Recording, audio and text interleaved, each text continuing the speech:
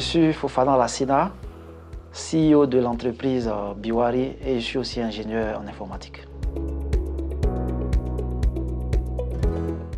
L'écosystème se porte super bien. L'adoption n'est pas encore massive comme on le souhaite, mais toute nouvelle technologie doit avoir le temps de faire son bout de chemin et faire ses preuves.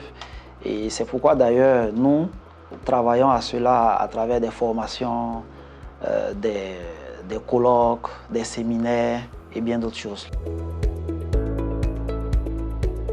Il faut savoir qu'il ne peut pas exister de crypto-monnaie sans blockchain, de façon vraiment fondamentale, parce que c'est la blockchain qui vient introduire une nouvelle manière de faire les transactions et de stocker aussi les données. Parce que le fondement même de la crypto-monnaie, c'est que non seulement c'est une monnaie numérique, mais aussi elle doit être absolument décentralisée. Et cette décentralisation est assurée en fait par la technologie qui met en œuvre les crypto-monnaies qui s'appelle la blockchain. Maintenant, en ce qui concerne le Web3, il faut savoir, pour connaître le Web3 en fait, il faut rapidement voir comment le Web a évolué. Il y a eu le Web 1.0 qui en son temps, en fait, c'était des sites comme Wikipédia et autres, où on allait consommer juste de l'information. Ensuite, on a eu le Web 2.0. Le Web 2.0 avec les réseaux sociaux, c'est nous qui fournissons du contenu.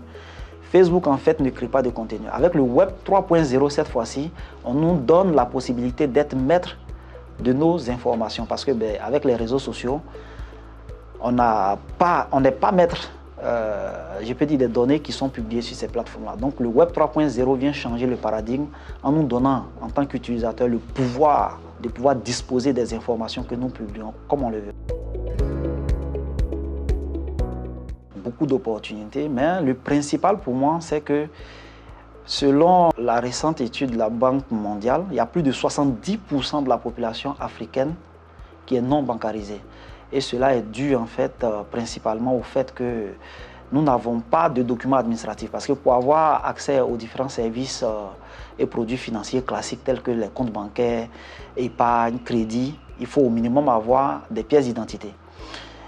Aujourd'hui, avec la blockchain, à travers ce qu'on appelle la DeFi, la finance décentralisée, vous avez la possibilité, sans pièce d'identité, d'avoir accès aux mêmes produits et services classiques en fait, tels que des prêts, tels que des DAT et plein d'autres produits. Donc ça, en termes d'inclusion financière aujourd'hui, c'est vrai que sur le continent, il y a encore un problème au niveau d'Internet, puisque la blockchain n'est accessible aujourd'hui encore que par Internet.